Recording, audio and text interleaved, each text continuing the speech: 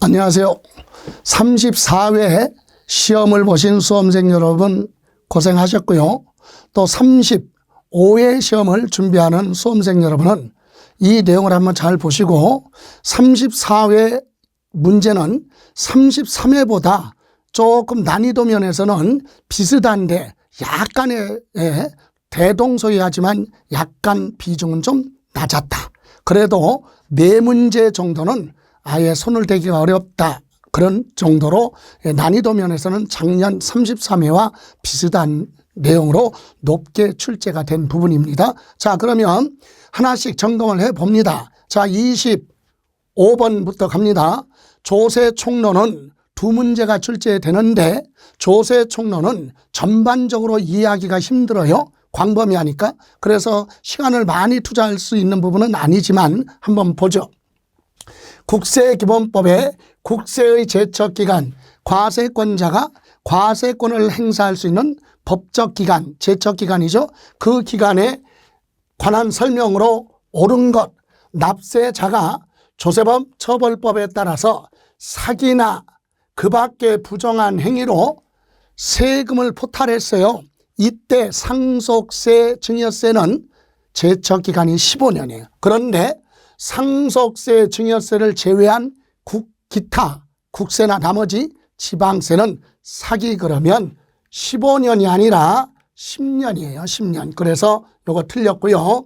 2번 지방국세청장은 행정소송법에 행정소송에 대한 판결이 확정된 경우 그 확정된 날로부터 2년이 지나기 전까지 경정이나 그 밖에 필요한 처분을 할 수 있다 그랬는데 틀렸죠. 이것도 2년이 아니라 1년 이내예요. 1년 이내. 3번 감사세무서장은 감사원법에 따라 심사 청구에 대한 결정에 의해서 명의대여 사실이 확인됐기 때문에 부과처분이 취소가 됐어요. 그 결정이 확정된 날로부터 1년 이내 실제로 사업을 경영한 자에게 경정 다시 수정하거나 그 밖에 필요한 처분을 할 수 있다 그러면 이 지문은 맞는 지문이 됩니다. 다음 종합부동산세 부과 제척 기간의 기산점 시작되는 날짜는 언제냐 이거죠. 그래서 납세 의무가 성립되는 시기, 여러분 부과주의 조세 종합부동산세는 과세 기준일이 되면 납세 의무가 성립하죠. 그날부터 부과 제척 기간이 시작이 되는 겁니다. 6월 1일 날이 되면 납세 의무자는 납세 의무가 성립하고 과세권자는 세금을 부과할 수 있죠. 그래서 언제 신고 기한 다음 날이다. 이 부분이 틀렸고요. 종부세는 고지서 부과잖아요. 그래서 요거는 과세 기준일, 납세 의무가 성립되는 과세 기준일 언제죠? 6월 1일 날이 되면 납세 의무 성립하고 그날부터 기산 시작이 됩니다. 다음 납세자 법정신고 기한까지 과세표준 신고서 제출하지 않았습니다. 상속세, 증여세는 10년이에요. 10년. 그런데 여기는 몇 년? 국세나 그 외 지방세 같은 경우는 여기는 상속세, 증여세 말고죠. 그래서 제출하지 않은 경우는 몇 년? 7년으로 되어 있다. 부과 제척 기간. 그래서 상속세, 증여세는 10년도 있지만 여기는 몇 년? 7년이다. 이렇게 해서 틀린 건 3번이 올바른 건 3번 지문이 되겠습니다. 그래서 시간을 많이 투자하지 않았기 때문에 이 문제는 맞추기가 좀 어려웠었다. 이렇게 생각이 되는 문제죠. 난이도 면에서는 높게 형성이 된 문제입니다. 다음 26번 국세, 지방세, 연대 납세 의무, 하나의 납세 의무에 대해서 2사람 이상 여러 사람이 공동으로 책임을 지는 관계를 연대 납세 의무라고 하는데 공동주택 공유물, 공동소유 물건에 대해서는 공동소유자가 연대 납세 의무를 지는데 다만 공동주택은 뭐하고 제외합니다. 공동주택은 제외. 공동주택을 제외하고 나머지 재산에 대해서는 공동소유하면 그 사람들이 연대 납세 의무를 지죠. 다음 그래서 틀렸고 2번 공동으로 소유하는 재산에 대한 양도소득 금액 계산할 때 양도소득 금액을 계산할 때 연대하여 납세 의무를 진다. 틀렸죠. 공동소유 부동산 등을 양도할 때는 지분만큼 나눠서 각각에게 부과를 하기 때문에 연대 납세 의무를 지지 않습니다. 다음, 그래서 연대 납세 의무를 진다. 틀렸고, 공동사업에 대해서 소득금액을 계산하는 경우 주된 공동사업자한테 합산되는 경우를 제외하고 해당 공동사업자가 종합소득세 연대 납부할 의무를 진다. 틀렸다. 역시 종합소득세도 연대 납세 의무를 지지 않습니다. 예. 또 상속으로 인하여 단독주택을 상속인이 공동으로 취득하는 경우 상속인 각자가 상속받은 취득 물건으로 보고 공동상속인 각자가 연대납세 의무를 진다. 상속세, 취득세 맞습니다. 다음 5번, 어느 연대 납세 의무자가 소멸시효가 완성이 된 때는 다른 연대 납세 의무에 영향을 미치지 않는다. 틀렸어요. 무슨 얘기냐? 예를 들어서 5사람이 공동으로 지분이 똑같다. 20%씩 연대 납세 의무를 지고 있는 연대 납세 의무자가 5명인데 그중에 갑이라는 사람이 자기 지분 20%만큼을 소멸시효가 완성이 됐어요. 그럼 납세 의무가 소멸됐잖아요. 갑은. 그럼 나머지 남아있는 4사람은 연대 납세 의무는 소멸시효 완성된 20% 부분은 빼고 나머지 전체 80%에 대해서만 연대 납세 의무를 지기 때문에 영향을 미치지 아니한다. 그랬는데 틀렸죠. 절대적 채권에는 소멸되는 지분만큼 연대 납세 의무자의 소멸시효가 완성된 그 지분만큼은 다른 연대 납세 의무자도 소멸이 되는 거죠. 예, 이렇게 해서 올바른 것은 4번. 이렇게 25번, 26번 문제는 다소 수험생들이 공부하기가 어려웠었다라고 하는 점을 말씀드리고, 이렇게 세법은 조세총론을 광범위하게 물어봅니다. 다음 27번, 이제 지방세, 취득세에 관한 설명 틀린 거. 건축물 중 건축물에 대해서 조작 설비, 부대 설비를 설치를 하는데 주체 구조부와 하나가 돼서 건축물에 부착이 돼서 건축물로서 효용 가치를 이루고 있는 것에 대해서는 설치한 것만큼에 대해서 취득세 납세 의무를 지는데, 이때는 주체 구조부 취득자 외의 자가 다른 사람이 설치했을지라도 설치한 사람이 따로 있어도 누가 주체 구조부 취득자가 납세 의무자가 됩니다. 맞죠? 우리가 늘 다뤘던 지문입니다. 다음 4번, 도시개발법의 환지 방식에 의해서 도시개발사업 시행으로 인하여 토지의 지목이 사실상 변경됐습니다. 그래서 전답을 주고 대지로 받았으니까, 환지 받았으니까 지목이 바뀌었죠. 그래서 가액이 부한 경우, 증가한 경우 취득으로 보는데 누가 취득세 내야 되느냐 얘기해요. 환지 계획에 따라 되돌려 받은 요 환지에 대해서 새로운 토지 받은 것은 누가? 사업 시행자가. 틀렸죠. 사업 시행자. 또 채비지 보류지에 대해서는 조합원이 그랬는데 틀렸어요. 환지 받은 것에 대해서는 조합원이 납세 의무자가 되고, 공사비 대가를 받은 채비지 보류지에 대해서는 사업 시행자가 납세 의무자가 되죠. 그래서 올해부터 개정돼서 들어왔던 지문입니다. 예, 다음 3번, 경매를 통해서 배우자의 부동산을 취득합니다. 부모 자식 간의 부부 간의 매매는 기본이 증여로 가잖아요. 그런데 공매나 경매를 통해서 소유권 이전하는 행위는 정상적인 매매 거래로 봅니다. 양도 행위로 본다. 맞고요.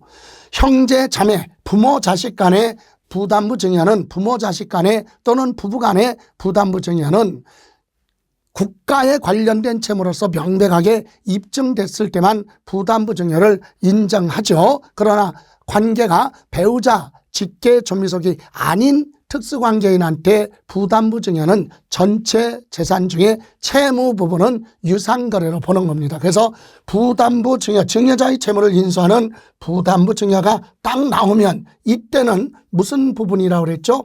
채무 부분이에요. 채무 부분은 뭐다? 유상으로 취득한 걸로 본다. 그래서 맞고요. 부동산 승계 취득은 민법 등 관계 법령에 따라 등기를 이행하지 아니한 경우에도 사실상 취득하면 소유권을 취득했다면 자기 앞으로 등기 형식상 절차 등기 안 했어도 취득으로 보죠. 그래서 이때 양수인을 취득자로 한다 그러면 맞습니다. 이렇게 해서요. 틀린 지문은 2번 개정됐기 때문에 많이 다루지 못했을 지문이지만 왜 이것을 찾을 수 있었냐. 틀리지 않고 대다수 맞췄는데 왜 그러냐. 1번, 3번, 4번, 5번 지문은 늘 우리가 공부했던 지문이에요. 다 확실하게 맞기 때문에 자세히 이해가 안 가는 2번이라 하더라도 답을 찾을 수가 있었다. 그래서 지속적으로 계속해서 반복적으로 보셔야지 한 단원만 이렇게 볼 수는 없다는 얘기입니다. 자, 이렇게 해서 틀린 거, 올바른 거 골랐고 틀린 건 2번이 됩니다. 다음. 이번에는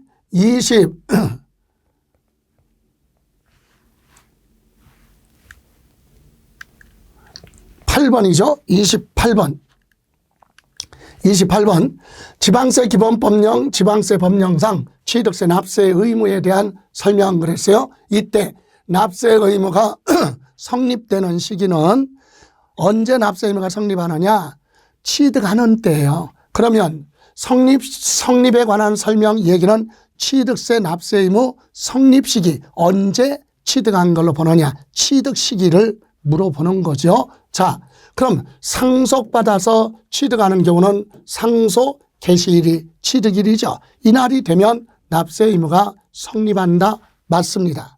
다음, 부동산 증여 계약으로 인하여 소유권 이전 등기하지 않고, 자, 증여 계약만 하고 소유권 이전 등기 안 한 상태에서 계약일로부터 60일이에요. 60일 이내 계약이 해제됐다는 사실을 공증받았어요. 그래서 공정증서나 화해증서, 조서 등으로 입증, 확인이 됐잖아요. 이런 경우는 취득한 걸로 보지 않는다라고 하는 예외 규정이 있습니다. 맞죠? 등기 안 하고 60일 이내 계약이 해제됐다면 취득으로 보지 않는다.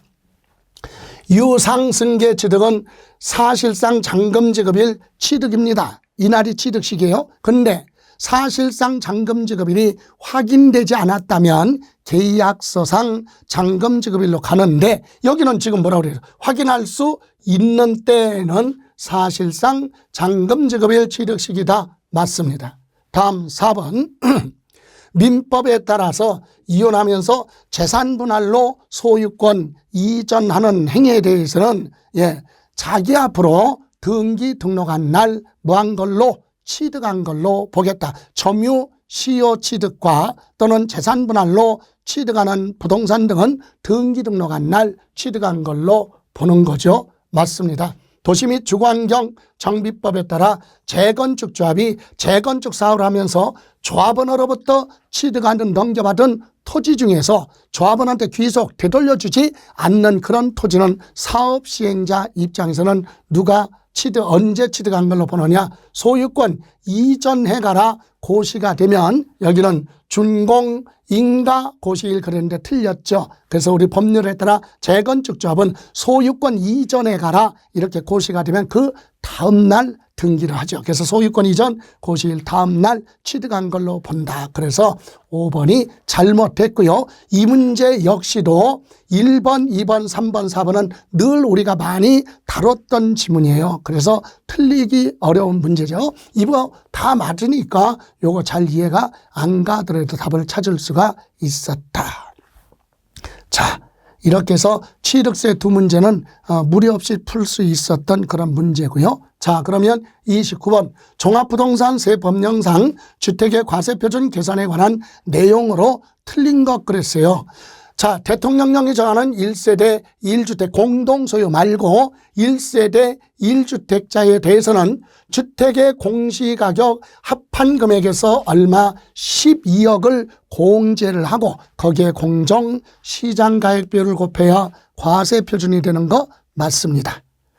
자, 다주택자는 9억을 공제하고 1세대 1주택자는 12억을 공제합니다. 다음 2번 대통령령이 정하는 다가구 임대주택 임대사업자로 등록된 임대사업하는 주택은 투기 목적이 아니기 때문에 전국에 있는 주택을 소유자별로 합산할 때 합산 대상에서 보한다. 배제 제외되는 거죠. 그래서 여기 임대기한 주택수 충족한 이런 주택은 과세표준 합산 대상이 되는 주택의 범위에 포함하지 않는다. 그죠? 예, 과세하지 않겠다. 그래서 임대사업하는 주택 또는 사업에 관련된 거 어린이집으로 운영하는 주택이나 종업원의 기숙사나 사원형 주택 이런 주택이죠. 그리고 어쩔 수 없이 부득이 가지고 있는 미분양 주택 이런 것은 투기 목적 아니에요. 그래서 종부세 부과하지 않죠.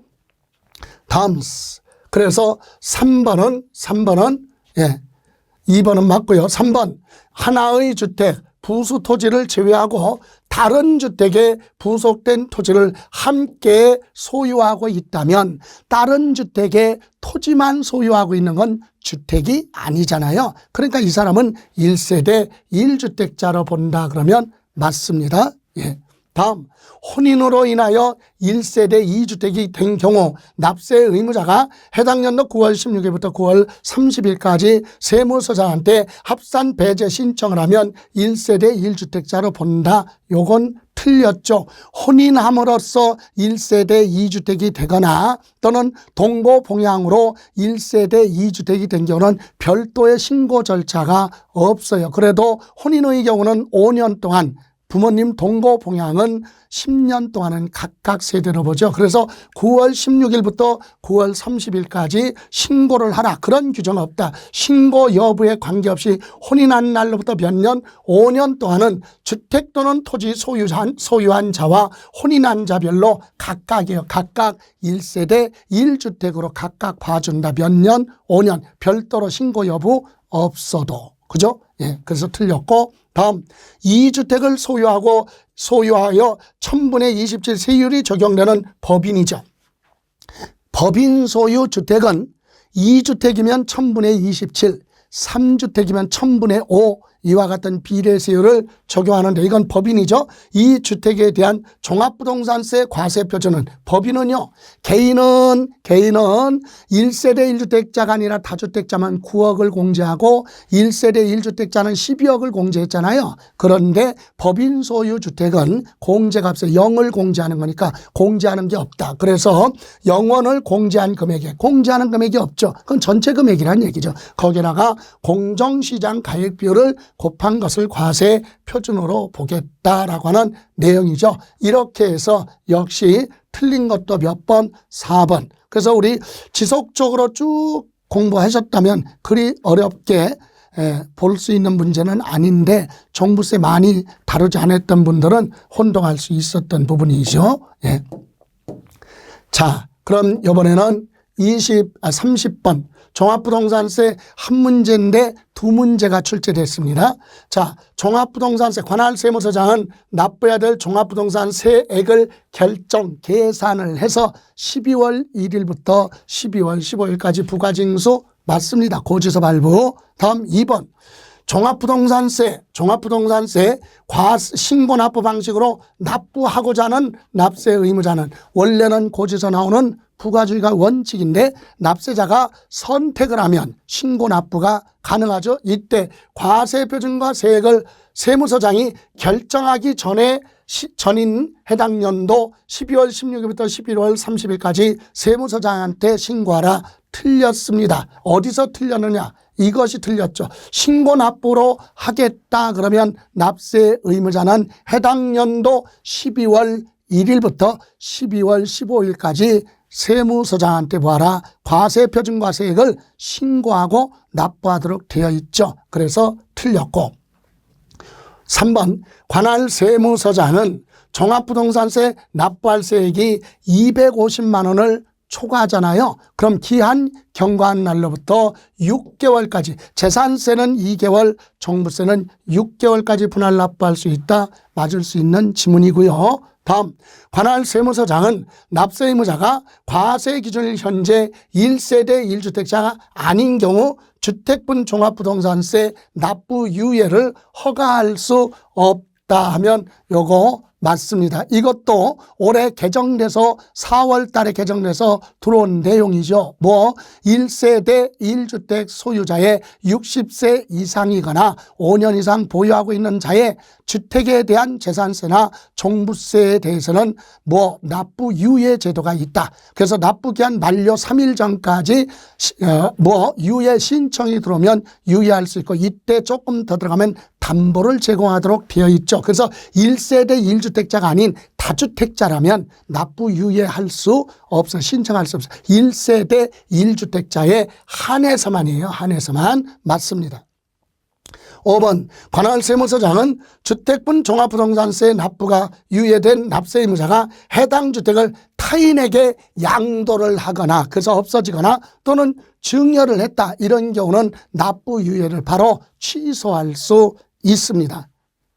그래서 허가를 취소하여야 한다. 맞죠? 이렇게 해서 우리 종부세도 문제에서는 큰 내용은 아닌데 요 4번하고 5번 지문은 많이 다루지 않았을 수 있다. 물론 제가 수업하면서 백선 문제나 또는 마지막 수업할 때 이런 부분은 좀 다룬 적이 있었는데, 여러분 항상 세법은 개정이 되기 때문에요, 마지막에 특강이나 또는 문제풀이 할 때 그 부분은 반드시 35회 시험을 준비하는 분들은 그 점검을 하셔야 돼요. 중간에 개정된 부분이 많이 있기 때문에. 자, 이렇게 해서 틀린 건 2번에서 틀렸고 30번도 어려운 문제 맞추기가 어려웠었다, 이렇게 볼 수 있습니다.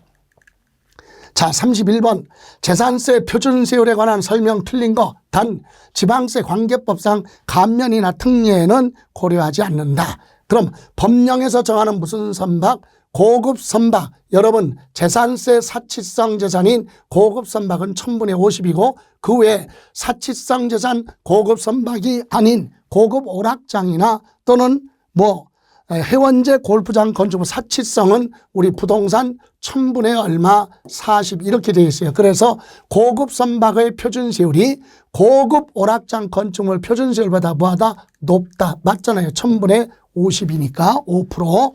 예, 다음 특별시 지역의 국토의 계획 및 이용에 관한 법률에 지정된 주거지역에, 여러분 주거지역에 정하는 지방자치단체 조례가 정하는 지역에 공장 건축물은 있을 장소가 아니잖아요. 공장 건축물은 산업단지나 공업지역에 있으면 1000분의 2.5예요. 근데 주거지역은 입지 조건이 맞지 않기 때문에 1000분의 5의 세율을 적용한다. 맞습니다. 일반 건축물은 1000분의 2.5예요. 그런데 주거지역의 공장 건축물은 1000분의 5, 2배죠. 다음 3번, 주택 1세대 1주택이 아닌 주택의 표준세율은 최저 1000분의 1부터 1000분의 4까지 초과 누진세율을 적용한다. 맞습니다. 여러분 1세대 1주택자는 1세대 1주택은 1000분의 1이 아니라 1000분의 0.5부터 1000분의 0.5가 적으니까 1000분의 4가 아니라 1000분의 3.5 이렇게 1세대 1주택자는 이런 누진세율인데 1세대 1주택자가 아니니까 1000분의 1부터 1000분의 4까지 누진세율 적용합니다. 맞습니다. 다음 항공기 표준세율은 1000분의 3, 일반 선박이나 항공기는 1000분의 3이죠. 그래서 고급 선박을 제외한 그 밖의 선박 세율과 똑같다. 선박하고 일반 선박과 항공기 1000분의 얼마? 3. 맞습니다. 지방자치단체장은 재정수요나 재해 등 발생으로 재산세 세율 조정이 불가피하다고 인정되는 경우 조례가 정하는 바에 따라 표준세율의 100분의 50 범위 내에서 가감할 수 있다. 요까지 맞죠? 다만 가감한 세율은 해당 연도에 포함하여 3년간 적용한다. 틀렸죠. 해당 연도에만 적용합니다. 자, 여기서 이 세율을 다 기억하지 않더라도 요거 답을 찾을 수 있었던 문제예요. 항상 취득세, 등록면허세, 재산세는 100분의 50 범위 내에서 가감할 수 있는데 재산세는 해당 연도에만. 그래서 해당 연도. 그래서 잘 이해는 안 가더라도 세부적으로 기억하지 않았더라도 이거 계속해서 들었더라면 수업을 참여하신 분들은 답을 찾을 수 있었던 내용이죠. 자, 이렇게 해서 31번 보셨고요. 다음 32번 재산세 부과징수 재산세에서 두 문제만 출제됐는데요. 주택에 대한 재산세의 경우 부과징수할 세액의 절반이죠. 절반은 7월 16일부터 7월 31일 그리고 나머지 절반은 9월 16일부터 9월 30일까지 고지서 발부하는 거 맞아요. 여기까지. 그리고 다만 주택에 대한 재산세가 20만 원 이하일 때는 한꺼번에 부과하라. 7월 달. 여기서 틀렸죠. 9월 16일이 아니라 20만 원 이하일 때는 7월 16일부터 7월 31일까지 일시에 한꺼번에 부과징수할 수 있다. 그죠? 예, 그래서 틀렸고요. 재산세는 세액을 계산해서 고지서 발부하는 보통 징수 방법으로 징수한다. 재산세 징수하려면 5일 전까지 고지서 발부하라. 맞고 재산세는 6월 1일 날 기준으로 부과되는 과세 기준일 6월 1일 그리고 고지서 한 장당 2,000원 미만은 징수하지 않는다. 이렇게 해서 이 내용도 충분히 맞출 수 있는 문제였죠. 그래서 1번이 틀렸습니다. 33번 등록에 대한 등록면허세 비과세 되는 경우 틀린 거. 국가나 지방자치단체가 자기를 위한 등기 등록은 비과세입니다. 그리고 무덤 묘지죠. 묘지에 대한 등기는 당연히 비과세고 회사 정리 특별청산 법원의 촉탁 등기 직권으로 하는 등기는 비과세입니다. 그리고 대한민국 정부기관 등록에 대해서 과세하는 외국 정부라면 우리도 뭐 하는 거예요? 과세해야 될 거 아니에요. 외국 정부 등기 등록은 비과세요. 다만 우리나라 정부에 대해서 과세하는 외국 정부라면 우리도 뭐한다? 과세. 여기 과세하는 그랬잖아요. 그래서 이거는 뭐다? 과세 대상이다. 비과세 혜택을 줄 수 없죠. 공무원의 착오로 인해서 잘못 기재된 거 표시 변경 이와 같은 등기 등록은 비과세 혜택을 줍니다. 그래서 요거 4번이 틀렸고 등록면허세도 그리 어려웠던 부분은 아니죠. 국가 등이 자기를 위한 등기 등록은 비과세. 그죠? 예. 근데 우리나라 정부에 대해서 과세하는 외국 정부 기관에 대한 등기 등록은 우리도 뭐한다? 과세를 한다. 34. 등록에 관한 설명으로 틀린 것. 그래서요. 같은 등록에 관계된 재산이 둘 이상 지방자치단체에 걸쳐 있어서 지방자치단체로 부과할 수 없을 때 납세지 여기를 어디로 할 것이냐. 등록관청 등기 업무를 담당하는 등기소가 어느 쪽에 있느냐. 그래서 등록관청 소재지를 납세지로 한다. 맞습니다. 또 2번 지방자치단체장은 조례에 따라서 등록면허세 세율의 부동산 등기에 대해서 100분의 50 범위 내에서 가감할 수 있다. 재산세에서도 나오고 취득세도 나오고 등록면허세 나올 수 있는데 재산세하고 등록면허세 나왔죠? 예, 맞습니다. 토지와 건축물을 한꺼번에 평가하여 토지나 건축물에 대한 과세 표준이 구분되지 않을 때는 어떻게 하느냐? 시가 표준액이죠. 주택이니까 개별 주택 가격을 토지나 건축물 가액 비율로 나눈 금액을 각각 토지와 건축물의 과세 표준으로 한다. 취득세에서도 같이 물어볼 수 있는 지문이죠. 맞고요. 부동산 등기에 대한 등록면허세 과세 표준은 등록자가 무한가에 신고한 가액이 원칙이에요. 다만 신고가 없거나 신고한 가액이 시가 표준액보다 낮으면 인정하지 않고 그때는 시가 표준액으로 갑니다. 그런데 신고한 가액이 없거나 신고한 가액이 시가 표준액보다 많은 경우는 시가 표준액으로 한다. 틀렸죠. 많다면 신고 가액으로 가는 거죠. 그래서 틀렸다. 어디서? 요거.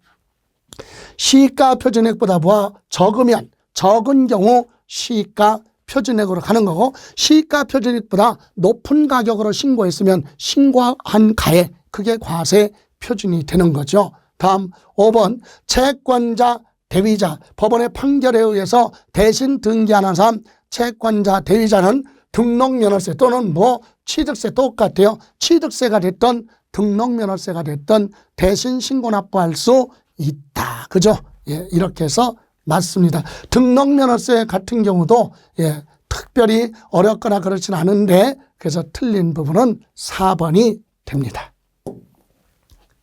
자, 35. 주택임대사업자인 거주자 갑이 국내주택임대현황 ABC 각 주택의 임대기간 2023년 1월 1일부터 12월 31년 동안이죠. 계산한 주택에 대해서 2023년 사업소득으로 총수익금액이 얼마냐. 총수익금액이 뭐예요? 연간 임대료 받은 거. 간주임대료를 쓰면 그것까지 다 더하는데 이때 자 주택에 대해서 적격증명서를 수치 보관하고 있으며 이자율은 연 4%, 간주임대료 계산할 때 4%를 계산하라 그렇게 주어졌어요. 그럼 예를 들어 볼까요? 자, 지금 A주택도 있고 B주택, C주택 임대사업하는 거 주택 3개 가지고 있어요. 그럼 원래는 임대료 받은 거 있죠. 요거하고 요거 월세 계산하면 그게 1년 동안의 임대소득이죠. 그리고 주택을 3개 이상 소유하고 있으면 3주택 이상 소유자의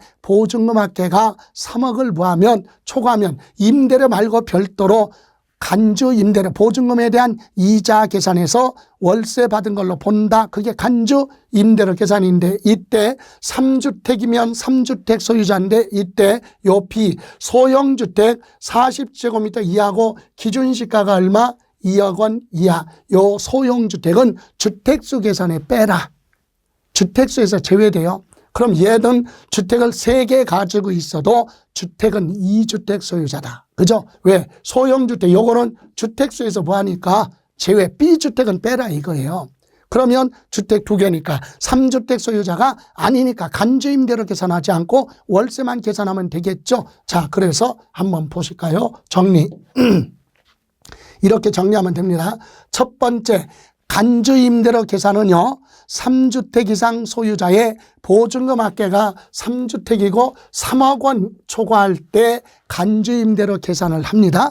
그런데 이때 간주임대료 계산할 때 소형주택은 뭐한다? 주택수에서 뭐한다? 제외한다. 이때 소형주택이 바로 뭐냐? 전용면적 뭐예요? 40제곱미터죠. 전용면적 40제곱미터 이하고 기준시가 2억 이하는 주택수에서 빼라 얘기예요. 그러면 여기는 요 주택은 소형주택이니까 주택수에서 빼요. 그럼 주택은 2개니까 간주임대로 계산할 수 없다. 간주임대로 계산 안 해요. 그러면 총수익금액은 총수익금액 보면 총수익금액은 이제 계산해 보죠. 이거 간주임대로 계산하니까 첫 번째 무슨 주택? A주택에 대해서는 임대료가 얼마예요? 월세가 50만 원이에요. 50만 원 곱하기 12개월이니까 600만 원이 되겠죠. 1년치. 임대차 계약 기간이 1년이니까. 그리고 또 C주택에 대해서는 간주임대로 계산은 안 하지만 월 100만 원이죠. 100만 원씩 12개월이니까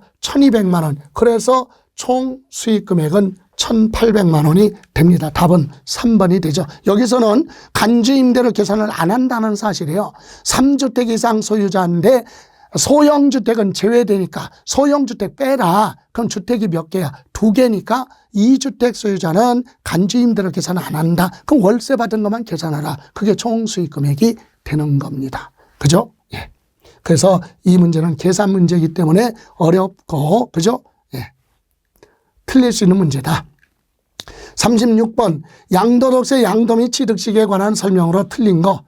자, 1번 대금을 청산한 날이 양도 및 취득시기인데 대금 청산한 날이 분명하지 않다. 그러면 등기부에 기재된 등기접수일로 갑니다. 맞죠? 다음 상속에 의해서 취득하는 자산은 상속 개시일에 취득한 걸로 보고 대금 청산하기 전에 소유권 이전 등기 먼저 했어요. 등기 먼저 했으면 당연히 등기 등록한 날 취득한 걸로 보는 거죠. 다음 자기가 건설한 건축물에 허가를 안 받았네요. 무허가 건축물에 대해서는 사용 승인서가 안 나오니까 전기, 수도, 가스가 공급된 날을 뭐라 그래요? 사실상 사용일에 취득한 걸로 본다. 맞죠? 다음 완성되지 않은 자산을 양도하는 경우로서 해당 자산을 대금 청산할 때까지 목적물이 완성되지 않은 경우는 해당 자산 대금을 청산한 날 틀렸다. 여러분 아파트 분양계약 체결할 때 대표적으로 계약금 주고 중도금 주고 잔금 대금 다 청산했어요. 주택건설 회사에 잔금 다 줬어. 그런데 아파트가 완성되지 않았어요. 준공이 안 됐으면 대금 결제 끝났어도 그 아파트는 취득이 아니에요. 그럼 언제? 나중에 공사가 준공돼서 다 끝났을 때. 그래서 해당 자산의 완성 또는 무한날 확정된 날 하면 준공이 됐다면 그때 취득한 걸로 보는 거지, 대금 결제 먼저 끝났다고 해서 대금 청산한 날 사고 파는 걸로 보는 거 아니다 얘기예요. 그래서 대금 청산이 끝났어도 목적물이 완성되지 않았다면 완성된 날 확정된 날 취득한 걸로 보겠다. 그래서 5번이 틀렸습니다. 그래서 나머지 1, 2, 3, 4번의 경우는 충분히 맞출 수 있는 지문이기 때문에 많이 들어봤던 지문이기 때문에 틀릴 수 없죠. 그래서 이렇게 찾을 수 있을 겁니다. 자, 다음 37번. 양도로세 과세 표준이 적용되는 세율. 저는 올해 양도로세 세율할 때 조합원 입주권 분양권 하고 주택 요 세 가지는 필수로 기억하라고 그랬어요. 다른 세율 안 했잖아요. 그죠? 자, 그래서 여기 보시면 국내 자산을 2023년도에 양도했다. 보유기간이 6개월, 1년이 안 됐어요. 그럼 상가 부동산은 1년 안 됐어도 투기에 이용되지 않잖아요. 단기 매매 차익이 아니기 때문에 이건 100분의 50 틀렸고, 10개월 보유한 소득세법의 분양권이에요. 분양권을 1년 안 돼서 양도하는 건 단기 매매 차익, 즉 투기다. 70%죠. 맞습니다. 그럼 1년 6개월 가지고 있다 양도하는 부동산은, 자, 주택 입주권 빼고 일반 부동산은 1년 안 되면 50%, 1년 채웠으면 40%예요. 1년 10개월인 조합원 입주권이죠. 조합원 입주권이나 주택은 1년 이상 2년 미만이면 60%예요. 60%. 1년 미만은 70%. 그리고 분양권은요. 2년 이상 가지고 있다 양도하더라도 분양권은 70%, 60%밖에 없어.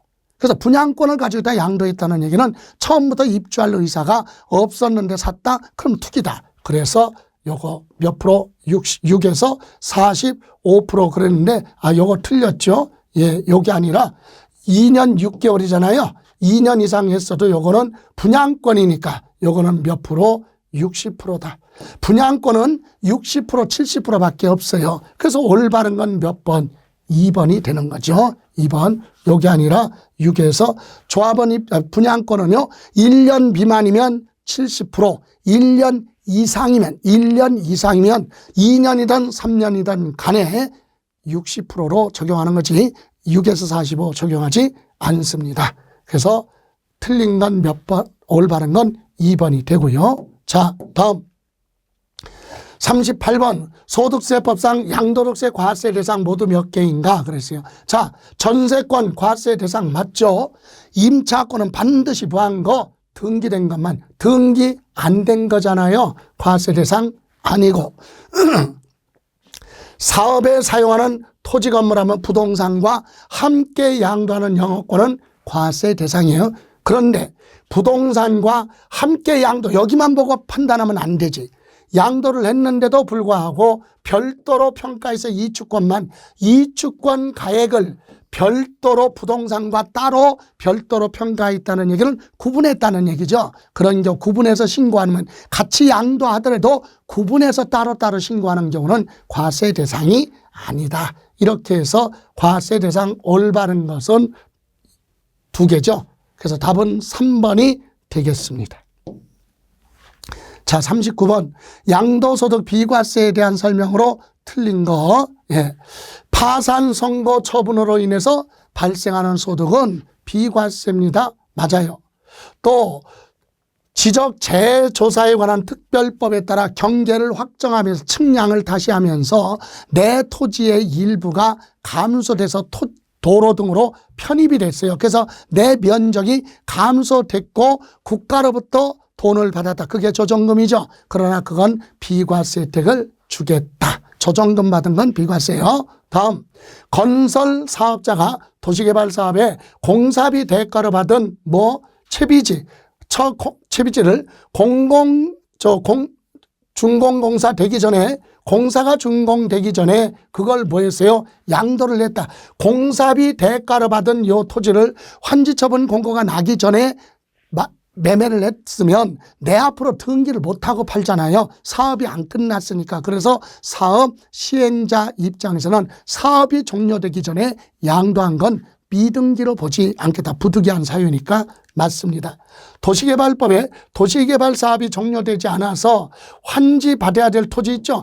환지받을 토지를 내 앞으로 등기 못하고 중간에 파는 거, 양도하는 경우는 미등기 자산으로 보지 않는 예외 규정이 있죠. 그래서 맞습니다. 그래서 이 두 가지 3번하고 4번의 경우는 도시개발 사업이 끝나지 않은 상태에서 내 앞으로 등기 못하고 양도하는 건 부득이 투기로 보지 않습니다. 미등기로 보지 않는다. 다음, 국가가 소유하고 있는 토지와 분할하는 농지로서 쌍방 토지가액 가액이 큰 편의 4분의 1 이하가 됐을 때 비과세죠. 농지 교환 분합으로 인해서 발생하는 소득에 대해서는 기본적으로 쌍방 토지 가격을 비교해서 차이 나는 금액이 토지 가격 큰 쪽에 4분의 1을 뭐하라? 초과 틀렸어요. 초과가 아니라 4분의 1 이하일 때 비과세 혜택을 줍니다. 그래서 39번에 틀린 건 5번이 되겠습니다. 5번.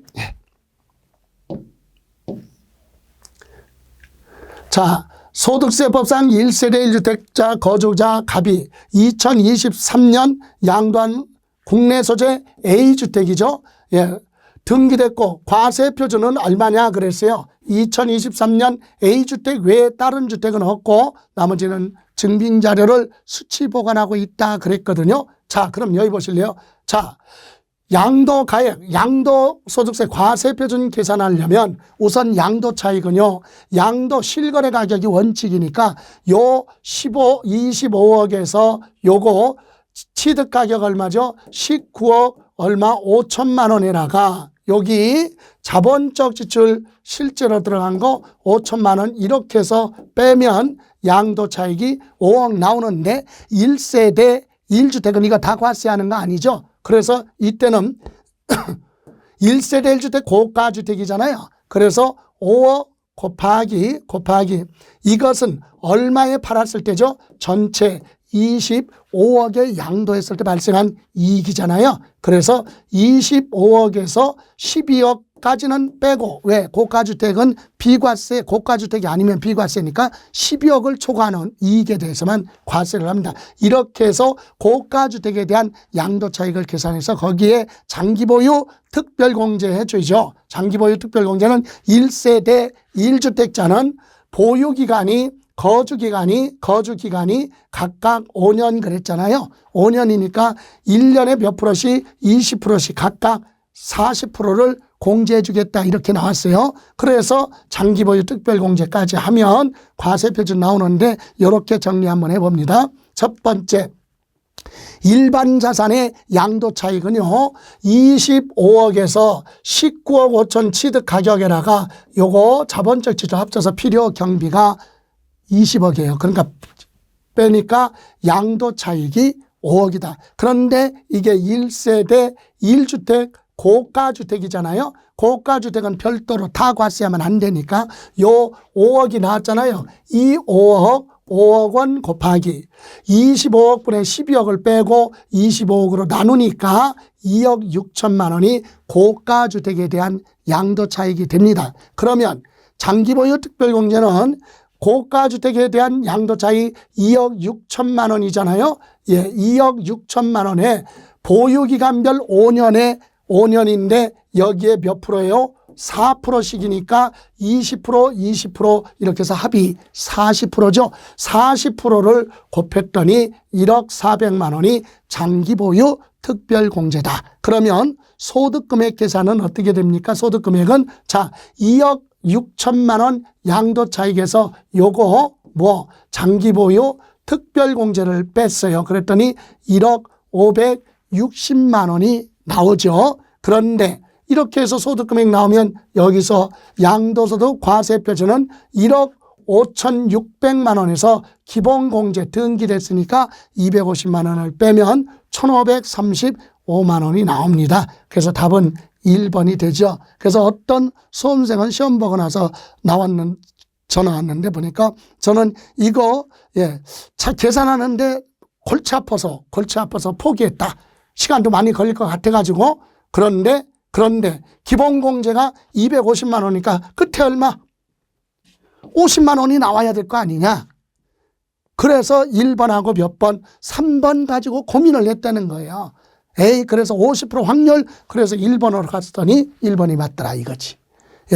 기본공제 250만 원 빼니까 끝자리가 50만 원이 나와야 되는데 없잖아요. 50만 원 나오는 건 이거하고 이거밖에 없으니까 이렇게도 문제를 풀었다. 동물적인 감각이지, 그죠?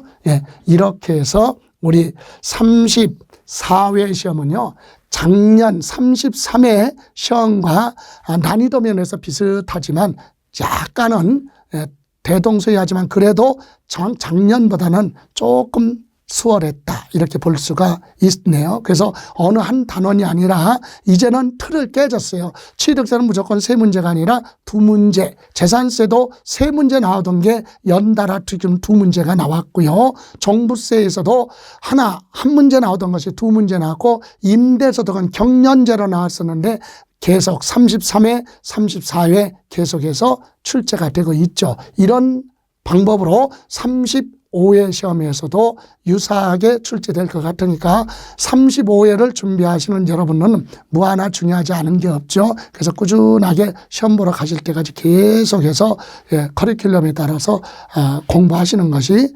효과적이다. 자, 이렇게 해서 오늘 해설 강의는 여기서 마무리하겠습니다. 이 해설 강의에 대해서 혹시 질문사항이 있고 그러면 네이버 밴드의 김성래 세법을 통해서 질문을 하시면 되겠습니다. 자, 그리고 유튜브 보시고 도움이 되신다 그러면 좋아요, 구독, 애정 표시 부탁드립니다. 고생하셨습니다.